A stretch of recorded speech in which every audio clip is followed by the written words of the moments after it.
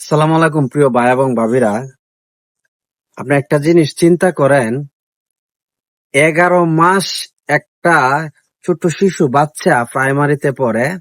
ও যদি ফাইনাল পরীক্ষার সময় যদি স্কুলের সব শিক্ষককে আমি দোষারোপ করবো না, কিছু শিক্ষক যদি মনে করে যে ফাইনাল পরীক্ষা উপলক্ষে যে তাদের বেতন বাড়াতেই হবে, এটা যদি তারা তাদের নৈতিক দাবি মনে করে, তাহলে ওনারা এটা সম্পূর্ণ ভুল করবে। শিক্ষকদেরকে আমরা খুব সম্মান করি, কারণ শিক্ষকরা হচ্ছে জাতির মাথা।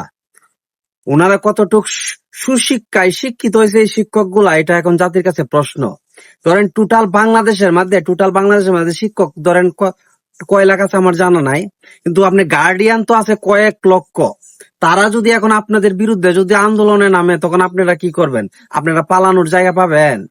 আপনারা আপনারা যদি ভাই চাকরি করার যদি নিয়ত না থাকে, এই টাকায় যদি না পোষায়, তাই এই চাকরি ছাইড়া দেন না। আসেন আমার সাথে ব্যবসা করেন, আমার মতো ব্যবসা করেন, অথবা যে কোনো ছোটখাটো কাজ করেন। যেহেতু আপনি পুষাইতেছেন, আপনার এই কাজ করার কোন দরকার আছে? এটা কি বাধ্যতামূলক? এটা কি কোনো রাজার দেশ যে রাজা দিচ্ছে আপনার এই চাকরি আপনার পড়াইতেই হইব? এমন তো কোনো কথা না রে ভাই। আপনারা ছোট ছোট বাচ্চার জীবন নিয়ে চিনিমিনি খেলতে পারেন না। আপনারা বিবেক রে প্রশ্ন করেন।